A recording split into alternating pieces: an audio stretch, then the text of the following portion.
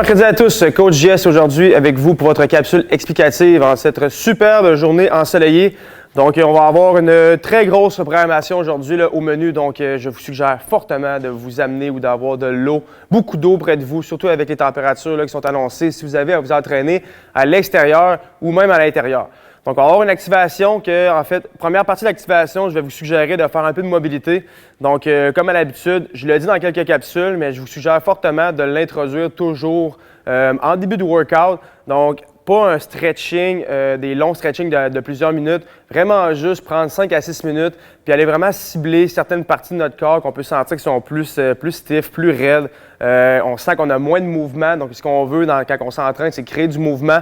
On ne veut pas être restreint dans ce qu'on va avoir à faire dans notre entraînement. Donc, super important de créer du mouvement avant toute chose. Donc, prenez un petit 5 à 6 minutes pour regarder qu'est-ce qu'on va avoir à faire aujourd'hui et peut-être aller cibler quelques mouvements qui vont pouvoir vous aider à être plus confortable dans l'entraînement. Parce que quand l'entraînement va commencer, vous allez voir, ça va aller quand même super vite. Il va y avoir beaucoup de choses à faire pour une longue période de temps. Donc, c'est important d'être vraiment prêt, frais et dispo pour l'entraînement. Donc, comme j'ai dit, première étape, mobilité. Par la suite, on va faire une genre d'activation style un peu WOD, donc en version IMOM, donc every 4 minutes. Donc, un peu comme on l'a vu cette semaine. Donc, à chaque 4 minutes, on va avoir 3 tâches à compléter. Donc, vraiment pour bien s'activer, augmenter son heart rate, activer vraiment des parties du corps, travailler un peu le corps et la stabilité. Et ensuite, on va se lancer dans un style shaper, donc dans 3 blocs différents, 4 times avec des pauses entre les deux. Et à la suite de tout ça, comme au mercredi, on vous suggère fortement de faire la partie mobilité, stretching là, que Catherine fait pour vous. Donc voilà, je vais aller étape par étape, donc vraiment vous expliquer l'activation, qu'est-ce qu'on va vouloir aller rechercher par la suite, les workouts avec le workout avec les mouvements descriptifs du WOD. Et à la suite, je vais vous souhaiter un bon training et à la prochaine.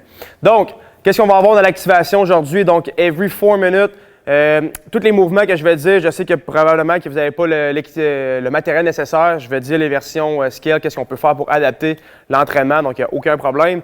Donc, ce qu'on va vouloir faire pendant les 4 minutes, première partie, on va vouloir courir un 200 mètres de course. Donc, il fait beau, l'été est là, ce qu'on veut, c'est on veut commencer à courir, on veut se mettre en forme de plus en plus sur la course. Donc, on va partir sur un 200 mètres. Ce n'est pas un 200 mètres sprint, c'est un 200 mètres en contrôle qui devrait vous prendre environ entre 45, peut-être à 1 minute d'effort maximum.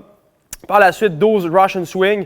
Si vous avez un kettlebell, fantastique. Sinon, avec le dumbbell, ça peut se faire aussi. On peut aussi le faire avec des élastiques ou simplement quelque chose qu'on a sous la main pour créer le mouvement hinge. Et à la suite, 50 pieds ish de farmer carry, donc avec 2 dumbbells, 2 objets qu'on a sous la main ou environ 20 à 30 secondes de hausse. On n'a pas l'espace nécessaire pour se créer une distance et marcher. Donc, on va se chronométrer à peu près 20 à 30 secondes selon le temps que ça vous a pris faire les 2 autres mouvements.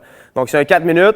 Ça ne devrait pas vous prendre 3 minutes et demie faire le round. Donc, on veut vraiment avoir le temps de bouger, récupérer à la suite se relancer dans un prochain round pour 4 rounds. Donc, ça va prendre 16 minutes. Donc, vraiment une bonne activation. Mais en fait, 3 ou 4 rounds.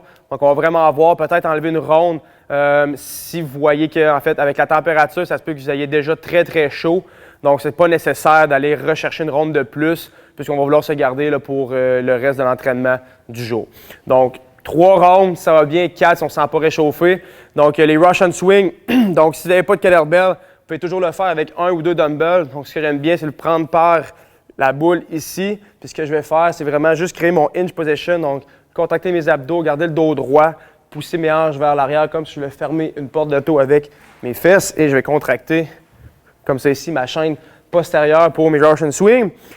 Je peux aussi le faire avec 2 dumbbells. Donc, 2 dumbbells, le même principe. Donc, le hinge position, comme ça ici. Je vais sortir les fesses, contracter les ischios et faire mes 12 Russian Swing. Directement, quand c'est terminé, je vais garder mes poids dans mes mains. Si j'ai la possibilité d'avoir une distance fixe, je vais marcher sur un 50 pieds ou 20 à 30 secondes, comme ça ici, de farmer carry. En contrôle, donc c'est un farmer carry, je vais y aller en marchant, on tient fort ses dumbbells et on travaille son corps et sa grip. Donc, activation faite. Par la suite, on va avoir 3 blocs, ce qui va vous demander encore une fois votre paire de dumbbells et une boîte si vous avez l'opportunité d'avoir une boîte. Sinon, comme j'ai dit, je vais donner les mouvements pour changer le mouvement des box. Donc, premier bloc, 4 time, 10, 20, 30. Dumbbell snatch, tout le monde le connaît, c'est notre petit mouvement favori au dumbbell. Donc, un dumbbell, les deux têtes au sol, je m'assure de garder mon chest le plus droit possible. En fait, le plus haut avec mon dos droit, je pousse dans mes jambes, extensionne au complet et je vais changer mon dumbbell de main entre chaque répétition. Donc, 10, 20, 30, suivi de burpees, box jump over. Donc, oui, les répétitions augmentent, c'est ce qu'on veut. On va aller challenger, donc je vais faire mon burpees, je me redresse et je vais sauter sur ma boîte et la traverser. Si vous n'avez pas de boîte, comme je dis, pour surtout les mouvements où est-ce qu'on veut sauter par-dessus, je vais aller me chercher un objet, un sac debout, un objet qui a peut-être un banc ou une chaise, quelque chose qui va vous permettre de pouvoir avoir la hauteur approximative d'une boîte pour faire votre burpees et sauter par-dessus. Sinon, on peut simplement faire des burpees over dumbbell ou over object. Reste 2 minutes. Deuxième bloc, 30, 20, 10. One arm thrusters, donc avec un dumbbell encore une fois sur l'épaule. Je vais aller chercher mon squat complet et faire mon press au-dessus de la tête. Je peux alterner de bras comme ça me tente pendant les répétitions. Suivi de box jump over. Donc pas de burpees, juste box jump over. Donc un deuxième bloc qui devrait aller un petit peu plus rapidement que le premier, vu qu'on ne fera pas de burpees. Donc box jump over, qui devrait vraiment venir taxer les jambes vraiment, vraiment beaucoup. Donc petit grinder en plein milieu. Reste 2 minutes. Mais en fait, si vous n'avez pas, encore une fois, si vous n'avez pas de boîte, prenez le même objet que vous aviez pris pendant la première période. On va simplement faire des sauts par-dessus. Ou s'imaginez qu'on a une boîte, on se fait une ligne imaginaire puis on saute par-dessus cet objet-là. Reste 2 minutes et à la suite, on finit avec un bloc très, très fort. Donc, on devrait aller plus rapidement.